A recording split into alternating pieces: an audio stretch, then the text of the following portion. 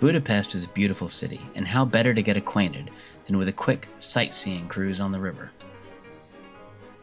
The final decades of the 19th century were an optimistic and prosperous time. Long under unwanted Austrian control, Hungary had just achieved significant self-determination. Under the recently established dual monarchy of Austria and Hungary, the age of dualism, Hungary finally had its very own king. Building and expansion were constant. The Central Market, built in 1897, is one of many architectural statements marking this exuberant period.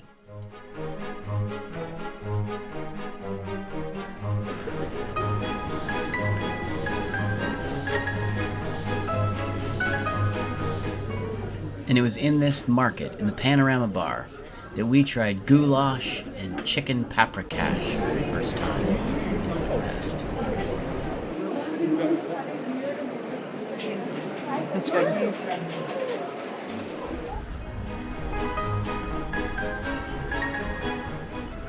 We spent a lot of this morning basking in this centenarian glory, crossing the beautiful green Liberty Bridge, originally finished in 1896, en route to the Castle Hill funicular itself, entering service in 1870.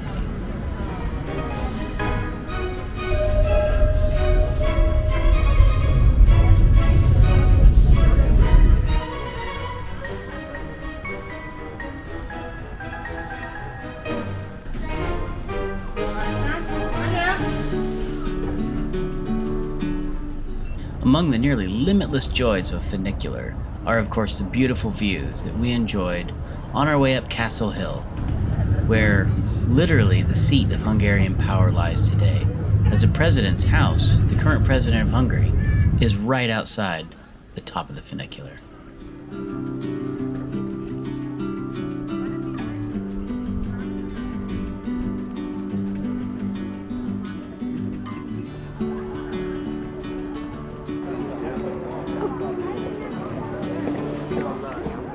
It was getting late as we enjoyed the views from Castle Hill, so we caught the bus back across the river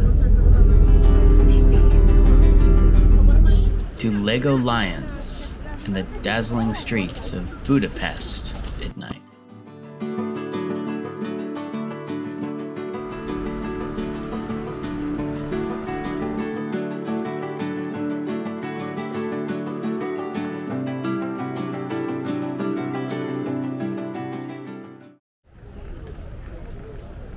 The next day was a big day. We had tickets to see the matinee showing of Die Fledermaus at the Hungarian State Opera House. So, we hopped on the metro and headed over.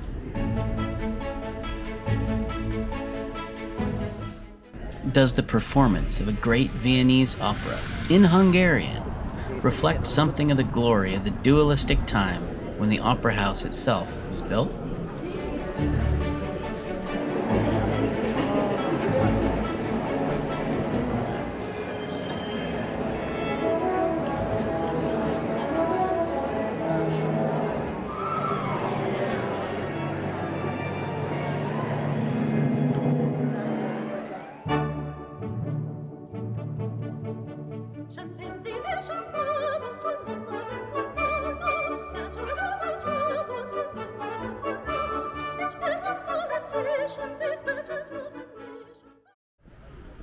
The great architect of Budapest's brief halcyon years, Udon Lecter, created his own distinctly Hungarian style.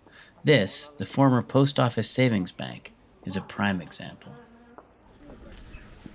Across the street from that is the Light Art Museum, a fun spot and worth popping into if you happen to be in the area.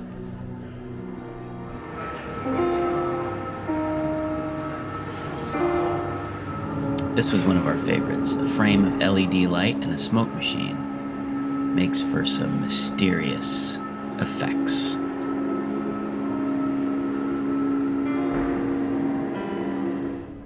This big blimp-looking thing is called the Space Eater, and you can go inside it.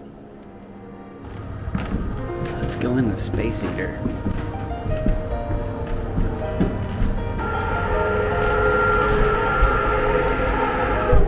Airlock.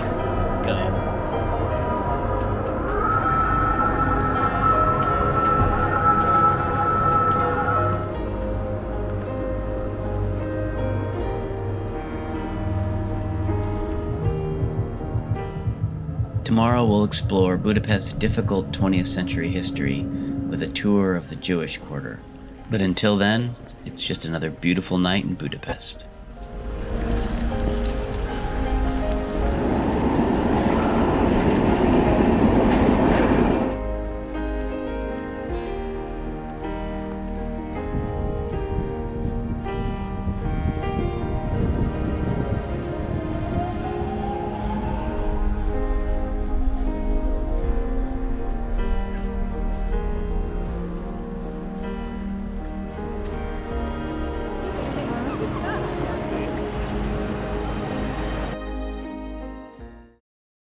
We signed up for a free walking tour of the Jewish quarter with outstanding guide Edith.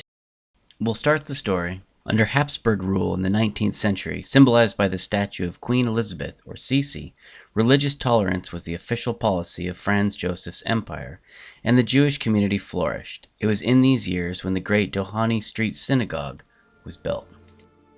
Conditions for Jewish people declined after World War I, culminating in the tragic Hungarian alliance with Nazi Germany in World War II.